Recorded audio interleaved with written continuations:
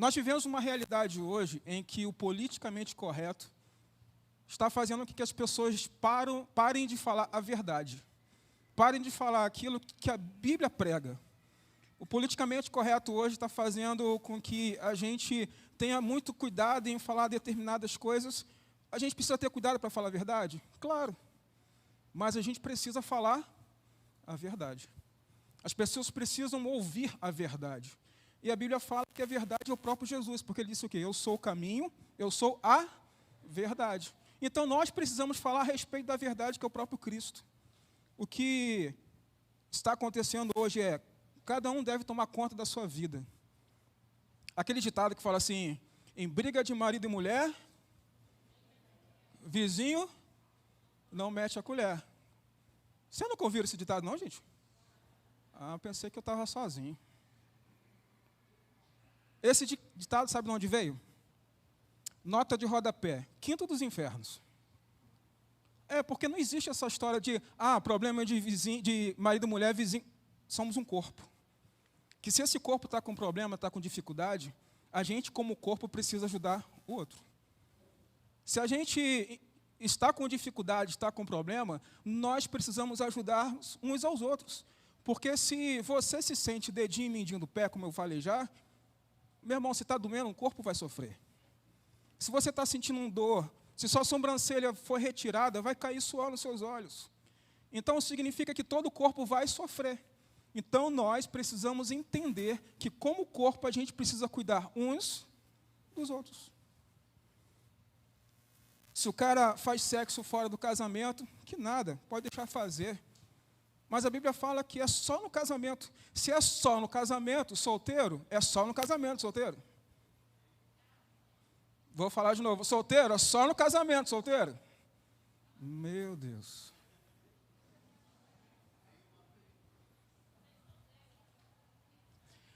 Se sexo é só no casamento, casado, sexo é só no... Porque se for fora é adultério. E Deus repudia isso. A ponto de dizer lá no povo de trás de Israel que eles eram adúlteros porque eles adoravam a outros deuses. Mas se ele faz as coisas erradas no negócio dele, pode deixar que é assim mesmo, porque todo mundo faz. Não é porque todo mundo faz que é certo. Não é porque todo mundo está ganhando dinheiro assim que é certo. Você, como discípulo de Jesus, precisa mostrar para as pessoas que ser discípulo de Jesus é fazer as coisas certas, mesmo que pareça ser mais difícil ainda. Porque uma coisa que está sendo complicada nos nossos dias é fazer a coisa certa. Porque quando a gente faz a coisa certa, a gente, para a sociedade, é o errado. Estou falando besteira? Estão comigo, sim ou não? Estão acordados? A gente nem começou ainda. Pega o seu celular e vai. Pega o seu celular, bote de frente para você, desbloqueia ele agora. Vai naquele botãozinho assim que tem um desenho de um avião. Clica nele e diga para a pessoa que está ao teu lado assim, bora viajar? Aperte o cinto. O piloto chegou. O piloto é Jesus. Nós não temos que interferir na vida dos outros. Se o cego está caminhando na direção de um buraco, deixa ele, foi decisão dele, foi escolha dele. Estamos vivendo assim. Não, irmão, não é assim que se funciona. Não é assim que o reino funciona. Não é assim que a igreja de Cristo funciona. Uma das coisas que tem acontecido é que a gente lendo esse livro e fazendo estudo desse livro, a gente percebe que nós temos muita gente cega na nossa igreja. Tem muita gente cega em outras igrejas. Mas o pior de tudo é que tem muitas igrejas cegas cheias de gente. A gente precisa começar a abrir os nossos olhos, porque a gente está deixando de pregar aquilo que deve ser pregado, para a gente poder falar aquilo em que vai acalentar o coração das pessoas. Aí você vem, eu vou lá porque quem vai pregar hoje é o pastor Daniel, ele fala legalzinho, tranquilo. Eu não vou lá hoje não, porque o profeta Rafael que vai pregar, vai me bater. A gente estava conversando sobre isso, eu ria. E aí ele disse que eu parecia aquele pastor lá de Minas. Esqueci o nome dele agora. Pastor da Central de Belo Horizonte. Qual é o nome, Rafael, do pastor de Central de Belo Horizonte? Paulo Mazzoni, dizendo que Paulo Mazzoni, assim, ele vem tranquilinho, naquele sotaque mineiro, sabe? Mineiro tranquilo, aí vai batendo, aí você ri, poxa, apanhei. Eu não sabia que era assim que funcionava, mas a gente precisa entender, irmãos, que o Evangelho, ele é arrependimento. João pregava sobre arrependimento. Jesus falou de João Batista assim, ó, nascido de mulher, não tem ninguém maior do que João Batista. E eu te pergunto, quantos milagres João fez? Vamos lá, 10? Foi mais de 10? Dá um chute aí, vai. Quantos acham que ele fez? Hã? Nenhum. Nenhum milagre. E a pregação que ele dizia é: arrependei-vos. Hoje a pregação do dia de hoje é assim: Deus te ama. Espera aí, Deus é justiça também. A pregação de João Batista é: arrependei-vos. Ainda chamava o pessoal de raça de víboras. Ei, meu Deus do céu. Se eu fizer isso no púlpito, semana que vem eu não sou mais o pastor da igreja. Aí Jesus veio, e a primeira pregação que Jesus vem é o quê? Arrependei-vos. Primeira pregação de um dos apóstolos. Desceu o Espírito Santo, tomou conta deles, eles foram para falar e falaram assim: galera, Jesus ama vocês. Foi assim? Foi? Arrependei-vos. A gente precisa entender que para a gente poder tirar a criptonita da vida da gente, a gente precisa se arrepender. E arrependimento é diferente de remorso. Remorso é: fui pego, e agora todo mundo vai ficar sabendo. Foi mal. Olha o que aconteceu com o rei Saul e com o rei Davi. Chegaram para o rei Saul: Saul, você vacilou. Não, mas, pai, você pecou. Não, mas, você está errado. Eu errei mesmo. Mas faz o seguinte, não fala para o povo não, para não atrapalhar a minha imagem. O arrependimento dele era porque ele estava com medo que as pessoas pensassem dele de uma outra maneira. Davi, quando está lá e chega lá, ei, tu fez besteira. Você pecou, adulterou, ainda fez com que uma pessoa morresse. O que Davi fez? Se lançou ao chão e disse assim: pequei contra Deus. O olhar dele era diferente, não era o que as pessoas estão pensando de mim, mas o olhar dele é o que Deus está pensando de mim. Porque a gente tem uma posição na sociedade. As pessoas não podem saber qual é a minha criptonita.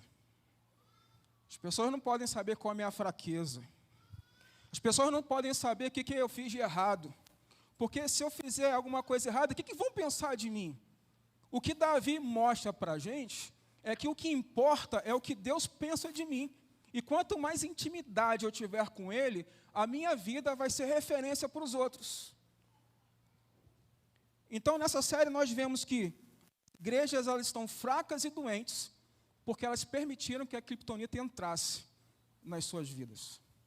A gente viu nesse livro que existe uma maneira, que é a maneira da gente ser igreja de impacto, é vivendo um relacionamento com Jesus. E aí a gente vai ver que tudo isso faz parte do exemplo que foi dado entre Cristo e a noiva. A gente vai ver o tempo todo essa comparação, Jesus e a noiva. Jesus e a noiva, nós somos a noiva de Cristo. Nós somos a noiva que Ele vai vir para o casamento. Aí, como você sabe já da parábola lá das mulheres que estão esperando o casamento, como é que está a tua botija de azeite? Está cheia ou está vazia?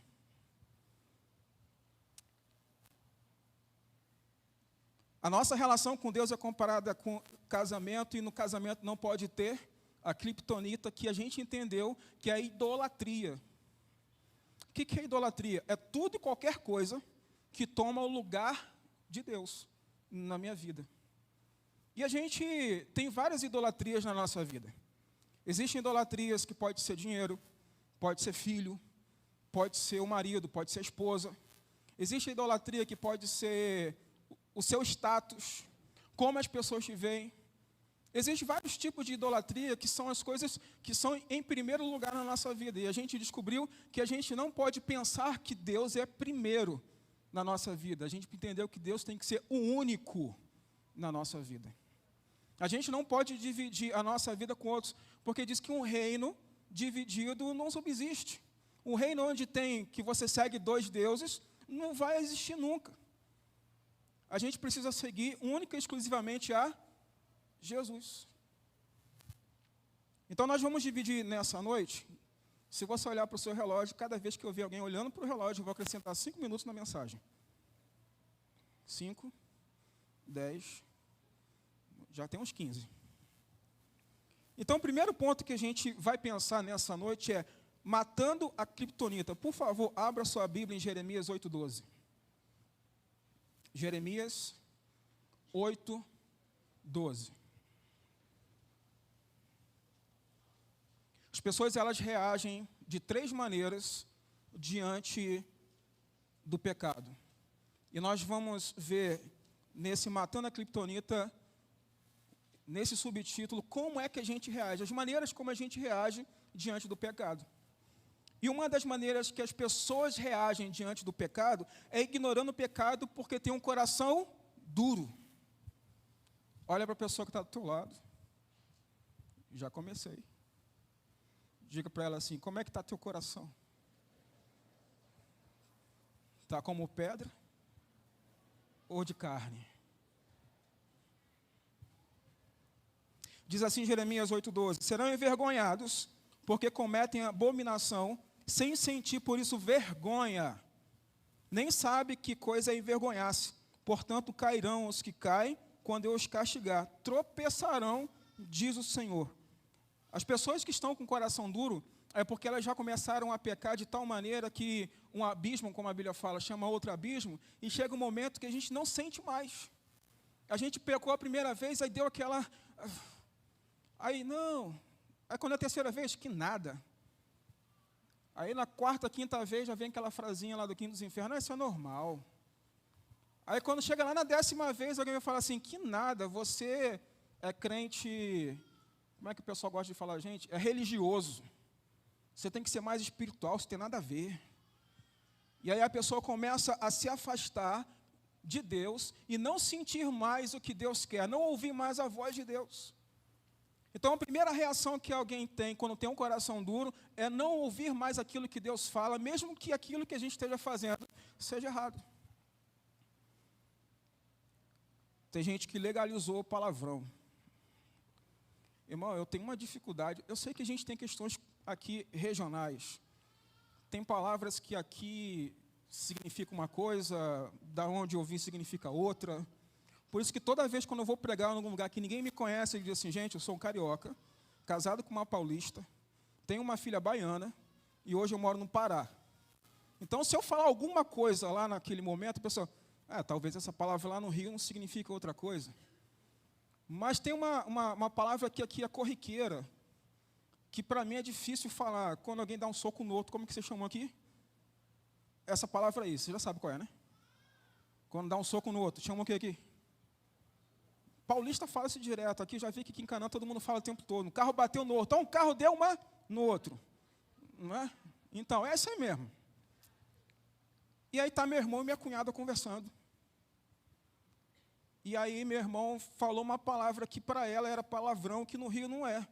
Talvez se você já viu o pastor Leandro pregar, você já ouviu falar. Miserável. E lá na Bahia, meu amigo, isso é um palavrão horrível, né, Aldo? Aí está lá minha cunhada e meu irmão. Aí ela falou, não sei aquela miserável, aí meu irmão falou assim, poxa, você está xingando? Aí ela usou essa palavra, ela, não, quem está xingando é você. Ficou um dizendo para o outro que estava xingando. Porque na cultura do outro, um é palavrão e o outro não é. Eu sei que acontece isso. Mas, irmão, a gente tem que começar a entender que a boca fala que o coração está cheio. Tem gente que usa determinadas palavras como vírgula. E quando isso acontece, eu tenho certeza absoluta que aquela pessoa não leu a Bíblia naquele dia. No futebol, então, meu Deus. Alguém perguntou para mim como era estar lá no estádio de futebol, com aquela galera gritando, xingando. Mal é difícil, dói o ouvido. Mas a gente legalizou essas coisas como sendo normal. Piada imoral ficou normal.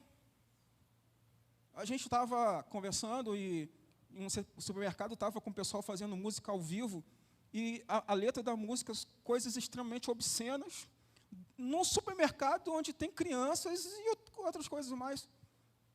E aí o que o pessoal fala? É normal. Essa palavra normalidade está trazendo anormalidade aos cristãos do dia de hoje. E a gente precisa estar atento. Porque provavelmente, se isso está acontecendo com a gente, é porque esse primeiro estágio pode estar acontecendo na sua vida. A gente está ignorando o pecado, porque ele não mais faz dor no nosso coração.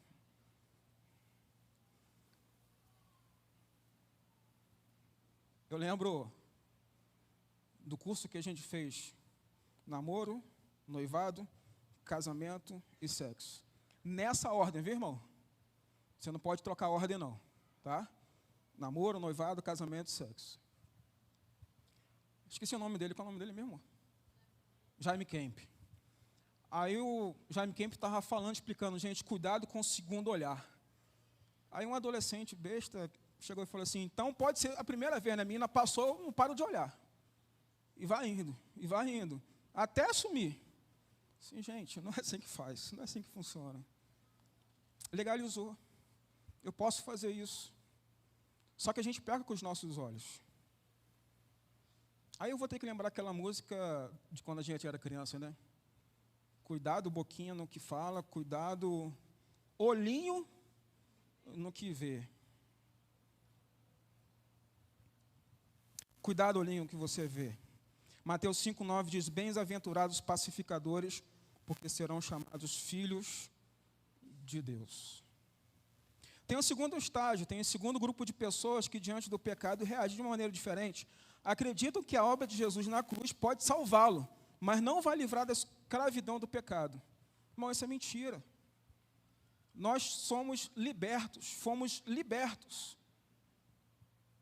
Uma pessoa chegou para mim e falou assim, você fala que fumar é ruim? Irmão, fumar é ruim. Se não fosse ruim, não tinha aquele negócio na carteira do cigarro com um monte de gente com doenças. E a sociedade, como que é, o Ministério da Saúde adverte, não teria aquilo. Mas para poder ganhar dinheiro, que é um dinheiro muito grande que rola, continua tendo isso. E o cara falou assim, você que é preso, eu sou livre. E aí eu vi que ele estava com um maço de cigarro no bolso, eu falei assim, tá bom, então joga isso fora, nunca mais fume. Ele, eu não. Eu disse, quem é livre aqui, sou eu ou você? Aí ele falou assim, sou eu. Aí eu disse, não tem como. Aí ele, eu te dou e você, se você fumar, você é livre. Não, se você me dá, eu sou escravo. Igual a você desse vício. A gente às vezes não percebe que Deus nos chamou para a liberdade e ser livre, verdadeiramente livre. É livre do quê? Do pecado. Nós fomos livres da morte. Nós não vamos ver a segunda morte. A primeira, todos nós vamos morrer, a não ser que Jesus chegue agora, daqui a pouco. Mas a segunda morte, a gente não vai passar por ela.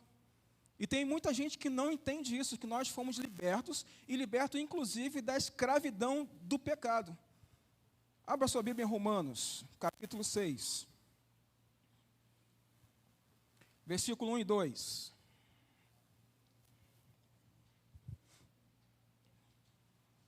Que diremos, pois? Permaneceremos no pecado para que seja a graça mais abundante? De modo nenhum. Como viveremos ainda no pecado, nós, o que para ele morremos? Se a gente morreu para o pecado, a gente não tem como viver para o pecado. O pecado é um erro que a gente comete na caminhada e a gente vai consertar por causa do sangue de Jesus. Mas não é prazer nosso errar, não é prazer nosso a gente cometer o pecado. Alguns agarram nessa inverdade e falam assim, que nada, Deus ele me conhece. Sim, ele te conhece. Ah, mas a carne é fraca. Sim, mas o espírito é forte. Ah, mas Deus sabe que eu sou humano e eu vou errar. Sim, mas você não pode ser escravo desse erro. Não pode ser desculpa para eu errar. A graça não é desculpa para eu errar. A graça é abertura para eu acertar. A graça, que é um favor imerecido, é para me ajudar a ser melhor do que eu sou, no processo de santificação.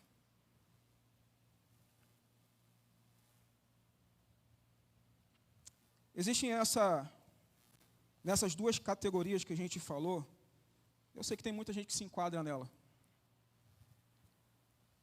Mas eu preciso falar de uma, que é a liberdade que acontece com a gente. São aqueles que lutam para ser liberto do pecado. E essas pessoas que lutam para ser liberto do pecado, a gente usa uma palavra, é o processo de santificação. O que é o processo de santificação? É todo dia eu ser melhor do que eu fui. É todo dia eu olhar para Jesus e querer ser mais parecido com Jesus. É todo dia eu olhar e aprender com a palavra como que eu devo ser, como é que eu preciso fazer. É lutar diariamente para que eu não venha cair. Você percebe que quando a gente erra de maneira individual, a gente faz o corpo sofrer? Você já entendeu isso? Sim ou não? A oração do Pai Nosso, como é que começa? Pai meu que está nos céus. É assim? É Pai? Ah, beleza. Pai nosso que está nos céus, santificado seja o seu nome. Venha a nós o vosso, seja feita a tua, assim na terra como no céu. O pão nosso, o pão meu de cada dia, dai-me hoje. Você percebeu que toda oração que Jesus faz, ele faz não no sentido de ser para ele, mas no sentido de ser corpo, no sentido de ser uma família, no sentido de sermos juntos uma unidade. Jesus em nenhum momento ele utiliza a palavra no singular. Isso significa que a gente precisa aprender melhor a conviver como igreja. A gente precisa aprender a conviver em unidade.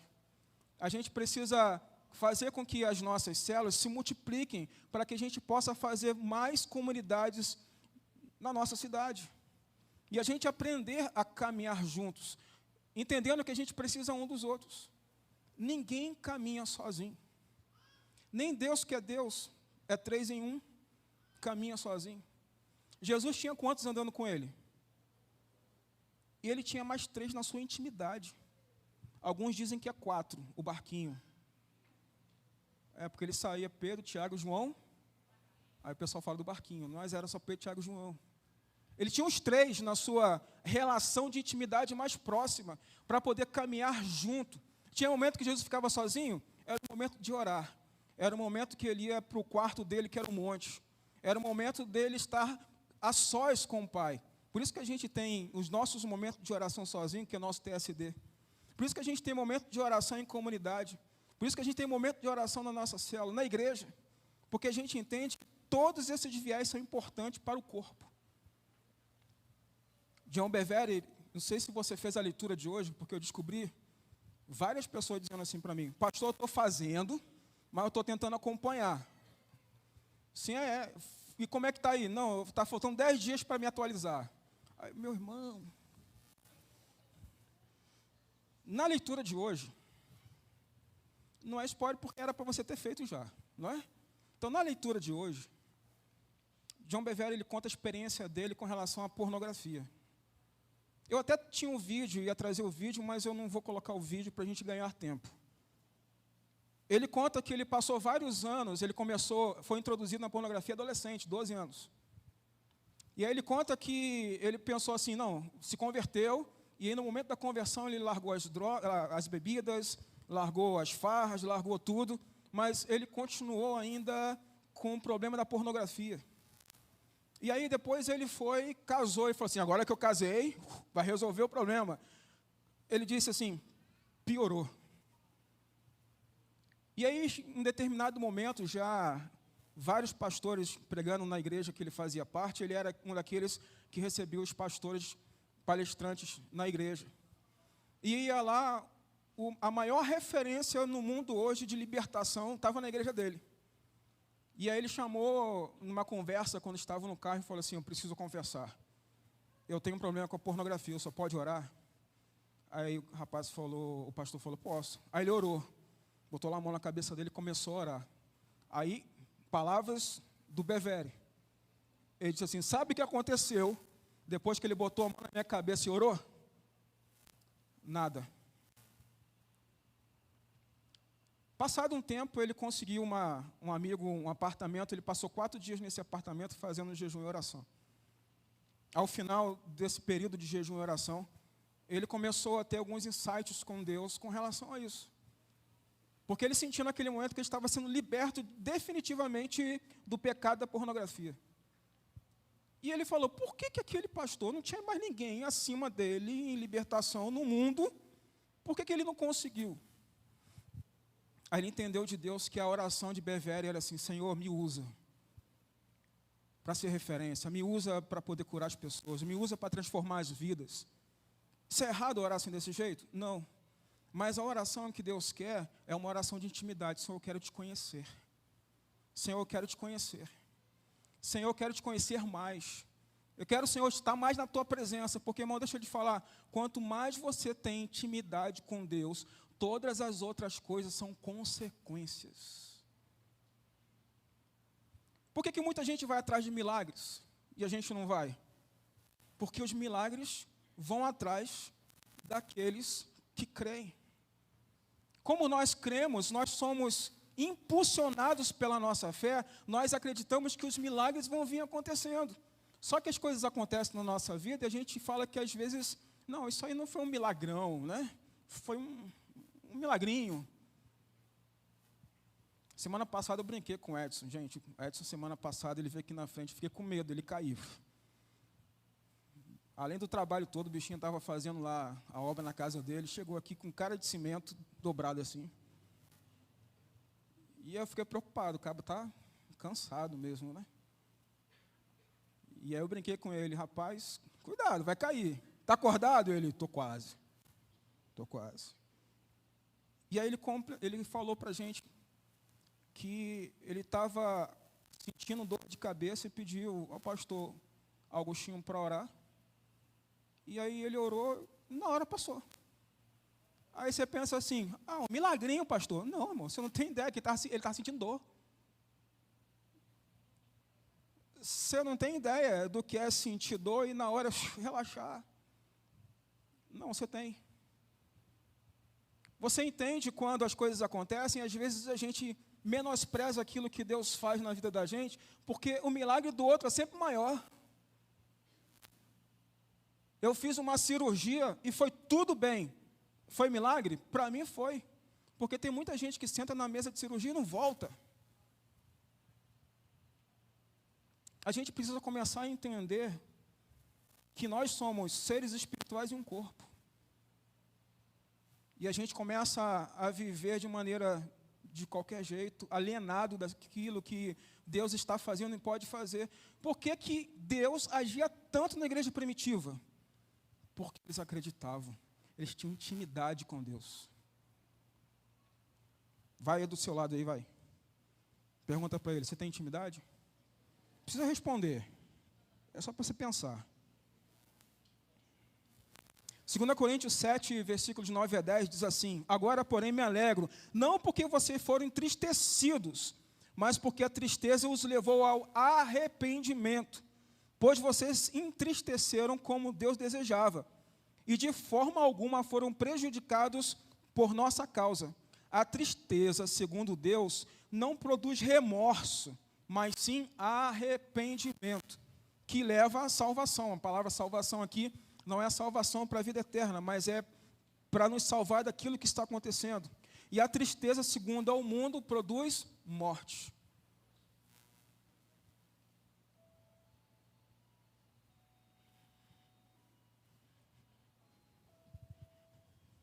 Ai, meu Deus do céu. Você pode dizer que acabou, é? Está acabando. Proteja-se da criptonita. Apocalipse 3:20. Você sabe de cor. Eis que estou à porta. Se alguém ouvir a minha voz e abrir a porta, eu entrarei e cearei com ele e ele comigo. A gente termina o culto, conversa ali do lado de fora. Aí a gente vai para uma pizzaria. Chega na pizzaria, está lotada. Aí a gente faz o pedido. O garçom fala de 45 minutos a 1 hora. Aí você fala, tá tranquilo. A gente fica na mesa conversando. Chega a pizza, se você for uma pessoa normal, né, a gente vai acabar a pizza ali em 15, 20 minutos. Aí a gente conversa mais 20 minutos depois que acabou a pizza. Aí alguém fala assim, um picolé. A gente vai lá, faz um depois. Aí entra na fila para pagar a conta. Quando a gente olha, a gente é os últimos a sair da pizzaria, porque crente é assim. É ou não é? Então, estamos à mesa, conversando. E quantas coisas boas saem dessa conversa da mesa? Quantas coisas interessantes acontecem ali? Às vezes a gente sai dali com um projeto, a gente às vezes sai dali com uma resposta de Deus, e a gente às vezes sai dali pensando assim, poxa, minha semana vai ser legal, porque, poxa, fulano de tal falou aquilo para mim, foi muito legal. Agora, pensa e imagina estar à mesa com Cristo. Bom, eu tive o prazer, uma vez, quando o pastor Russell Shedd foi no seminário, lotado. Terminou, cumprimentando o pessoal.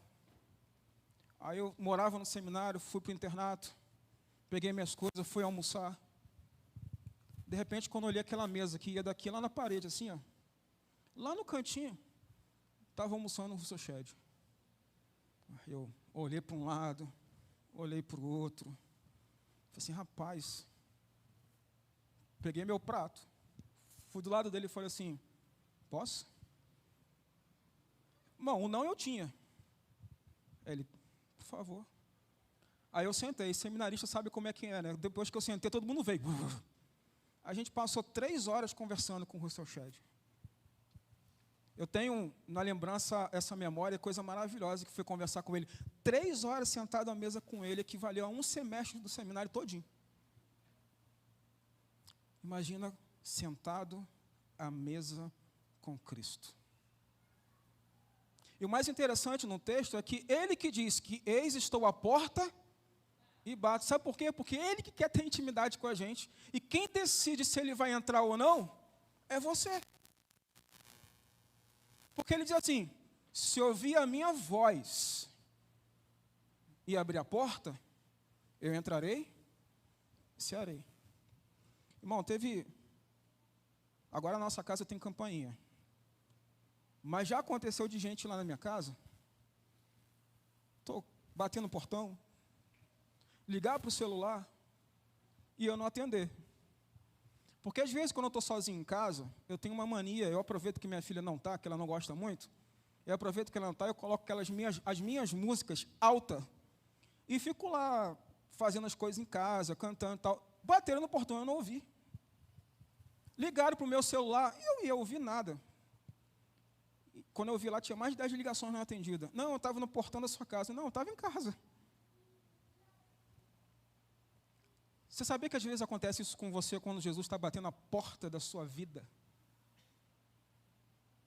Porque existem barulhos que são muito mais altos do que a voz de Jesus na nossa vida. Barulho da acusação, barulho dos pecados, barulho daquilo que nós estamos fazendo na nossa vida de forma errada e a gente não quer ouvir a voz de Deus. Talvez você olhe para um lado e para o outro e fale assim, eu queria ir embora daqui porque o pastor está falando da minha vida. E aí você diz assim, eu não tenho como sair porque ele vai ver. E eu estou pregando de óculos hoje. Olho no olho. Existem muitos barulhos que acontecem na nossa vida que atrapalham a voz de Jesus. O nosso eu, o nosso querer. Senhor, eu quero assim desse jeito. Você nem pergunta como é o jeito que Ele quer.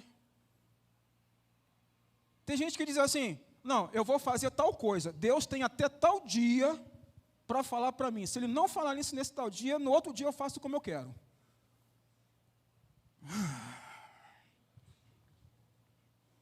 Eu tenho que lembrar daquele, como que é o nome dele? O Valadão, filho.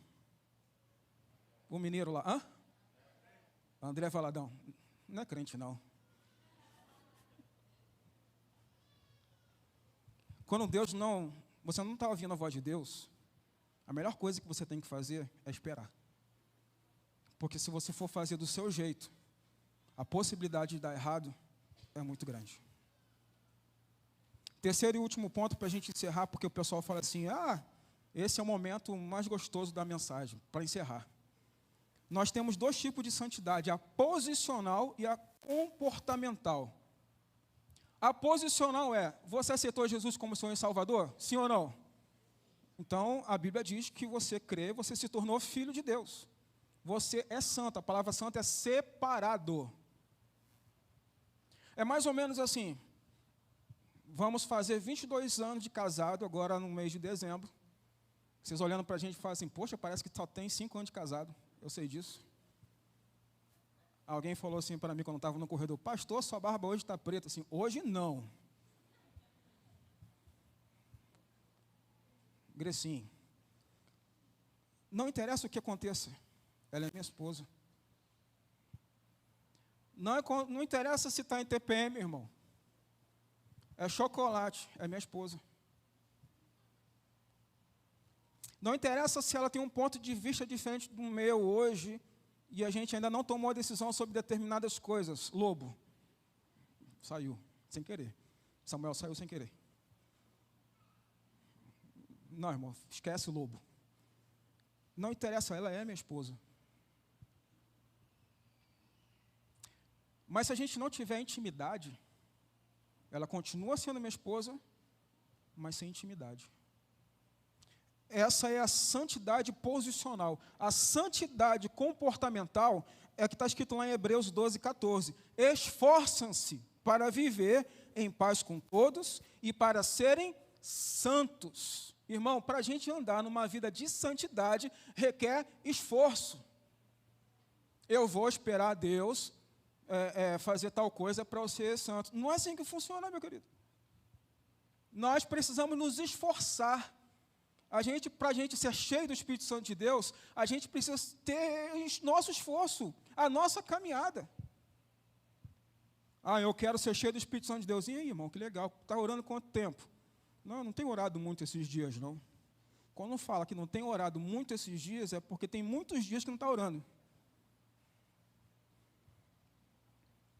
Aí quando chegar na mensagem, o pastor vai falar assim, ei, abre a sua Bíblia aí, em Abraão 5:1. Aí vai abrir. Irmão, eu já fiz isso e deu certo. Aí alguém falou, não tem Abraão não, desculpa, irmão, é Moisés 5:1. Tá, foram lá procurar Moisés 5:1. No dia seguinte de manhã eu fui pregar, irmão, vamos abrir a Bíblia em Filipenses. Aí o rapaz falou assim, lá vem aquele pastor gaiato de novo. Não é? Hebreus vai dizer, sem santidade, ninguém verá a Deus. Pastor, por que eu não estou ouvindo a voz de Deus? Talvez porque você não está se esforçando o suficiente para você ser santo, para ouvir a voz dele. Alguém disse assim, engraçado, eu vou lá, olho para o lado, está todo mundo rindo, todo mundo depois olha, está todo mundo chorando, está todo mundo dando graças a Deus. Rapaz, aquela irmã lá, a Juliana foi embora, deixou uma discípula na igreja. Aí fala assim, mas eu olho para um lado e para o outro e falo assim, estou te sentindo nada. É porque talvez esteja na hora de você tirar a criptonita espiritual da sua vida, se esforçando para ser santo, se esforçando para acertar. Mas pastor, eu não tenho força. Quem falou para você que é você na sua força? Porque na sua força você não consegue nada, é na força de Cristo. E agora eu quero pedir que você feche os seus olhos e ore. Porque a gente vai orar junto. Porque assim como você, eu também sou humano. Assim como você, eu tenho minhas falhas. Assim como você, às vezes eu permito que a influência da criptonita me enfraqueça. Mas a porta para que a gente possa viver uma vida onde vamos ver milagres acontecendo, como na igreja primitiva, é a santidade comportamental. Quem é você quando você está no seu trabalho? Quem é você quando você está na rua dirigindo? Quem é você quando você está sozinho de frente para o computador? Quem é você? Eu quero orar nessa noite. E eu quero fazer 2 orações. Primeiro, eu quero orar por você, que ainda não teve encontro verdadeiro com Jesus. Talvez você venha para a igreja, talvez você frequente a célula, talvez você já está um tempão na igreja, mas de verdade você não entregou a sua vida para Ele. E nessa noite você quer fazer. Quando a gente entrega a nossa vida, a gente está dizendo assim: eu quero tirar o meu eu e colocar Jesus no centro da minha vida. A partir de hoje, quem é o presidente é Ele. A partir de hoje, quem é o comandante da minha vida é Ele. A partir de hoje, quem é o rei da minha vida é Ele. A partir de hoje, eu vou chamá-lo de Pai, mas eu sou servo dEle. Entregar a nossa vida ao Senhor Jesus é isso. É permitir que Ele dirija as nossas vidas. Se nessa noite você quer tomar essa decisão de entregar a sua vida ao Senhor Jesus, aquele que deixou sua glória no céu, veio à terra, se fez homem, morreu na cruz e ressuscitou para que você tivesse vida, levante uma das suas mãos que eu quero orar com você. Deus te abençoe, minha querida. Deus te abençoe. Deus te abençoe, minha querida. Deus te abençoe. Mas algum corajoso ou corajosa nessa noite que quer entregar a sua vida, pastor, eu já fiz isso, mas na verdade é que eu estou dando um passeio, eu dei um passeio, mas eu quero voltar. Eu dei aquela história de filho pródigo, quero voltar. Para você eu não preciso nem falar muita coisa, porque você já sabe. Então, se você quiser voltar aos caminhos do Senhor nessa noite, nós estamos aqui para te abraçar também. Você quer voltar aos caminhos do Senhor nessa noite? Nós estamos aqui. Não somos uma igreja que aponta, somos uma igreja que te abraça para te ajudar. Vocês que levantaram a mão, vocês podem vir aqui? Posso orar por vocês? Por favor, venha. Enquanto eles estão vindo, se você quiser também vir para se reconciliar com o Senhor, para entregar a sua vida ao Senhor, também vem aqui na frente.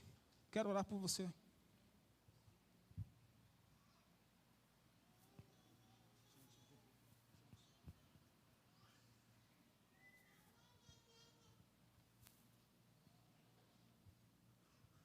Deixa eu abençoar, viu, querido? Qual é o seu nome? Vamos ficar em pé, irmãos? O pessoal do Abraça-me, abrace aqui, por favor.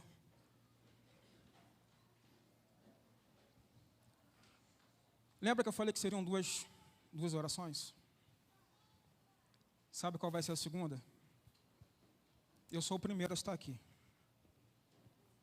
Senhor, eu não quero mais viver baseado nas minhas vontades, mas na sua.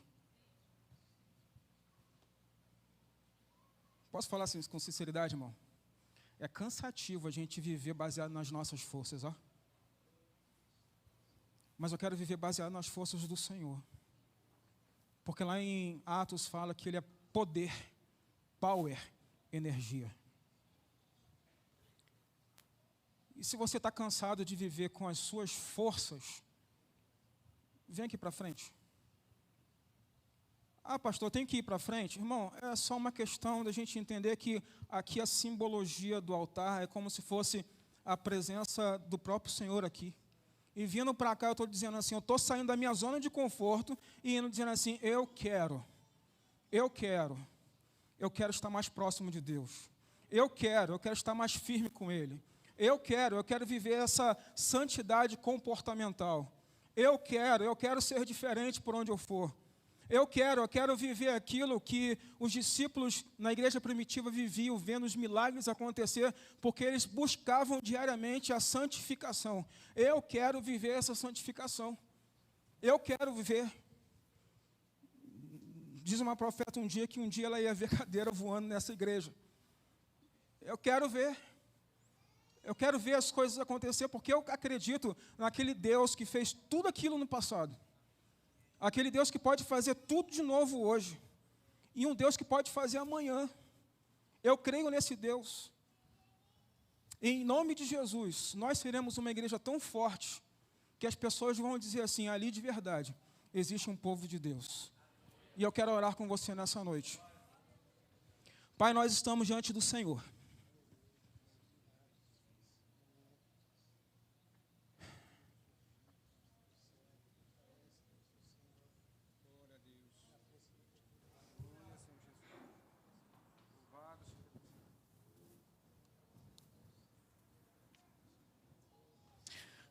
Obrigado, Pai, porque o Senhor nos ama. Pai, nós abrimos a porta, Senhor Deus, da nossa vida. Senhor Deus, senta na cozinha com a gente.